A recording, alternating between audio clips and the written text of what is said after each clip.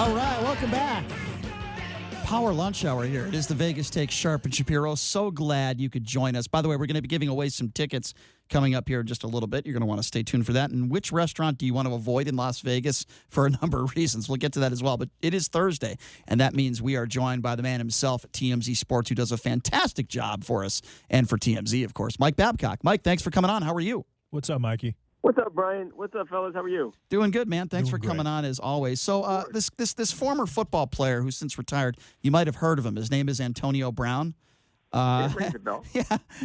Now he's saying he wants an NFL return and that he's still the best. I thought he just said a few days ago that he retired. You have a story up about this. What's the latest? What can you tell us? Right. Said he was done over the weekend, was mad that he wasn't going to get his guaranteed money from the Patriots, but has done a complete 180 here now and has said that he is still the best and he still wants to play football, which sort of echoed his agent, Drew Rosenhaus's comments yesterday, who said that Antonio wants to play. I think that they want to get it out there that he is actually not, in fact, retired and does still want to play football. I think the question is there any team that is willing to put up with Antonio Brown at this point? I think the answer to that question is no. But I think they are trying to make it clear to teams that he does want to play football. Yeah, well, I do think at this point he's just too good of a player. I do think eventually he will come back. When and where, I don't know, but it certainly will be interesting, that's for sure. Here's something else. I don't think it'll be this year, Brian, but yeah. I agree with you, I think. And look, this is also dependent on what happens with these different allegations that he has. If he loses a lawsuit and people in a court determines that he raped somebody, then maybe he, with his talent, can't overcome that, but we'll have to wait and see. Exactly. Time will tell, and certainly I know you guys will be right on top of it. Here's an interesting story and something that I really don't want to see, and that is Kyle Long's junk. You guys have this story. I remember a few years ago it was the NBA playoffs where LeBron James kind of exposed his little James as he was pulling up his shorts. Court. Yeah, it kind of reminded me of this a little bit. I think LeBron James is maybe winning in the length category without getting in too much into detail here. But what do you make of this story? How did Kyle Long expose his genitalia? Well, it wasn't Kyle Long's fault. It was his teammate's fault for going on Instagram Live in the locker room, not telling anybody. The Terry Cohen sets up his phone in his locker and then starts talking and getting dressed himself, though he wasn't naked. And in the background, Kyle Long. You got to see a little bit more of Kyle Long than you probably wanted to see, and it was funny. Kyle Long was unbothered by it. He didn't seem to care. Like you say, not the first time we've seen this happen. I remember Visanthe Shenko. Remember that? I do. Vikings tight end. Yep. He was impressive. I was impressed by Visanthe Shenko. But, not the first time we've seen it. But these guys got to stop with the Instagram living and the social media in the locker room when your teammates are naked.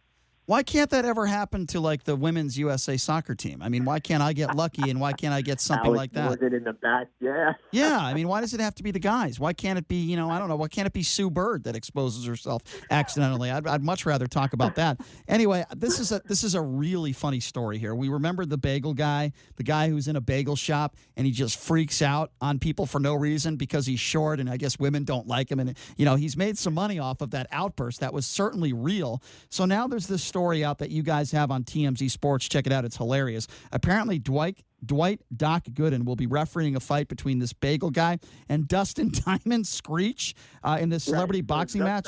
So it was originally supposed to be Bagel Boss versus Lenny Dykstra, but Lenny unexpectedly pulled out of the fight earlier this week. So now we have taken one legendary Met out here, and now we have another legendary Met who has been replaced from the 86 team. And Doc is going to referee the fight between Bagel Guy and Screech. That's happening this weekend, Saturday night in Atlantic City. They are actually going to fight. And I think Screech is probably going to win the fight because he has some boxing experience, some celebrity boxing experience. And he's a foot taller than Bagel Guy, who's only 5 feet tall. But, keeping order in the ring will be Doc Gooden. And I know this celebrity boxing guy a little bit, so I was talking to him, and he's trying to get Doc to actually take a fight. So they're using the refereeing as a jumping-off point, but we actually might see Doc Gooden in a fight, not too long from now. Hey, I like it. Replace one disgraced has-been with another, in this case, Screech. So I like it. JD, go ahead. That's kind of the talent pool when you're looking to put together a celebrity boxing fight, Right, exactly. All right, Yeah. so Mikey, the MLB season's about to be done. There's 4 games left. Mike Trout's been out for the last 25 games. You're an LA guy, so you understand that. Who do you think wins the AL MVP? Can Alex Bregman get him? And who do you think wins the World Series this year? Do you think that your Dodgers are going to finally make it happen? Well, I think Trout still wins the MVP. I think he's been that dominant. His numbers are still there. It is a shame, like you say. I'm in LA. Nobody talks about Mike Trout, and it just people seem indifferent to him. He could walk down the street in LA, and I don't think anyone would stop him. And he is the biggest contract in professional sports. Right. It's a shame. It's a shame. I think that's a combination of playing on the West Coast and a team who hasn't had any success in the playoffs. But it's a shame that America doesn't get to see this guy because he's essentially Mickey Mantle. But I think he does win the AL MVP, and I'm a Yankees fan. I'm not a Dodgers guy. I would love to see a Yankees-Dodgers World Series. I would love to see that too. That's what will actually happen. I respect the dominating starting pitching that the Astros have, but I think the way that the playoffs are set out, and with all the off days, I think with the Yankees bullpen, I think you might see a starting pitcher for the Yankees go 4 innings, and then it's a bullpen game the rest of the way. And I think with the rest, I think the Yankees can survive that way.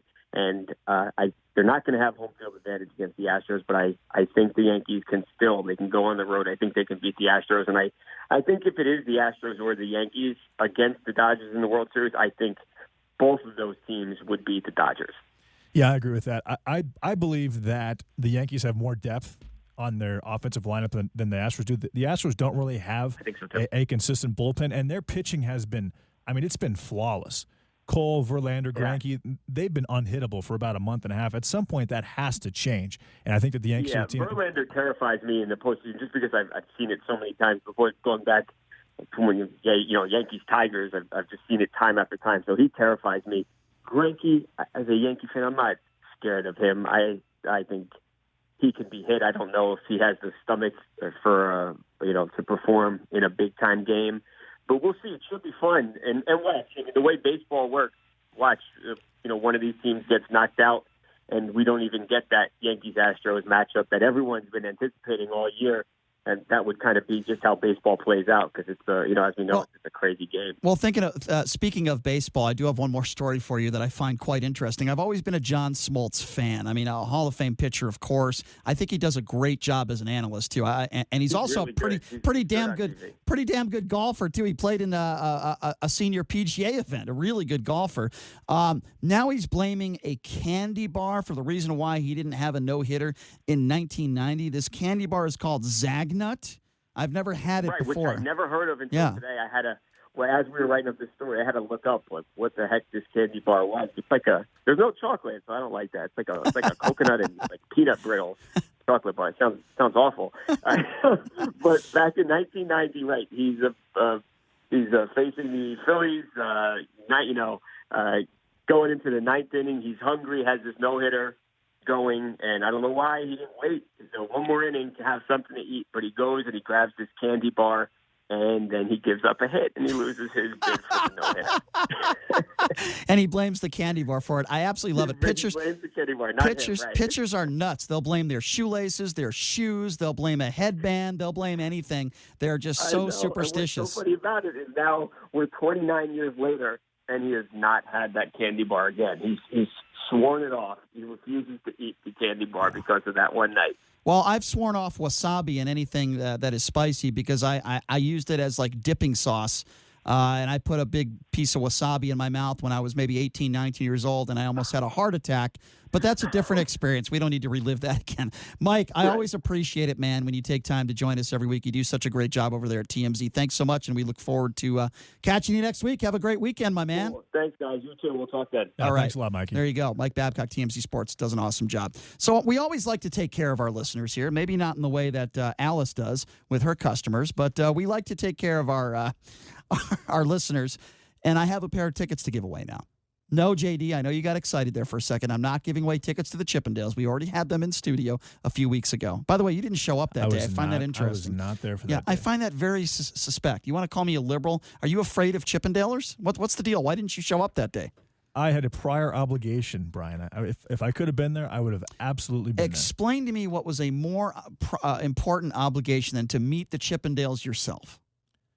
Explain to our listeners what took precedence. Okay, well, first of all, on Friday nights, I do Ken Thompson's show with him down at Legacy Stadium from totally irrelevant from 8 to 10 p.m. He doesn't have half-naked men in his studio. That is true, but it is not particularly easy to do 5 hours of radio a day. I didn't say it was. Would you do 5 hours of radio a day, Brian? If there were half-naked men in studio, absolutely. So 100%. Yeah, 100%. If there were half-naked men in studio. I had a couple of family things that I had to get taken care of. I'm giving you crap. It was very family-oriented. Hey, listen, I'm coming after you. You called me a liberal, so. Well, I'm just saying, Brian, if the shoe fits. But under these shoe doesn't fit. Of course it fits. No, it doesn't. How does it doesn't. How does it not shoe doesn't fit? I have very small feet. We're not going to discuss it. Shoe doesn't fit. But how does the size 8 shoe not fit? Shoe doesn't fit. I have very large feet. You know what they say about men with large feet? They're not liberals. Is that what that is? Yes, that's exactly what they say. That's the conversation. All right, well, listen, I want to give tickets away. I want to give tickets away. All right, give them away. I'm a bald, white, 39-year-old man that works in radio. That's who I am. I want to give away some tickets, by the way. Have you heard of the Chivalry Renaissance Festival? There'll be liberals there, JD. We have a pair of tickets to give away. It is called the Age of Chivalry Renaissance Festival. It's at Sunset Park. The event is Friday, October 11th. The doors open at 10 a.m. This is actually a really cool event. So you want to check it out. It's from the Call Air Cooling and Heating Prize Closet. I have a pair of tickets to give away right now. Give us a call. Fifth caller. 257-5396. Again, that number to call if you want to be a part of the show and win some tickets, I should say. Fifth caller right now. Call into the station right now. 702-257-5396. And you just scored a pair of tickets to the Age of Chivalry Renaissance Festival at Sunset Park coming up Friday, October 11th. Again, fifth caller, 257-5396. As I say, we always like to take care of our listeners, and we try to give tickets away every day on the show. All right, we're going to take a quick break, and when we come back, there's a restaurant in Las Vegas that is a repeat offender. It's a restaurant you probably don't want to go to, and we'll also bring up a few others that you might want to avoid. This is a wild and crazy story, and it'll gross you out. We're going to talk about it next. You're listening to The Vegas Take right here on the all-new 101.5 FM, 720 AM, KDAWN.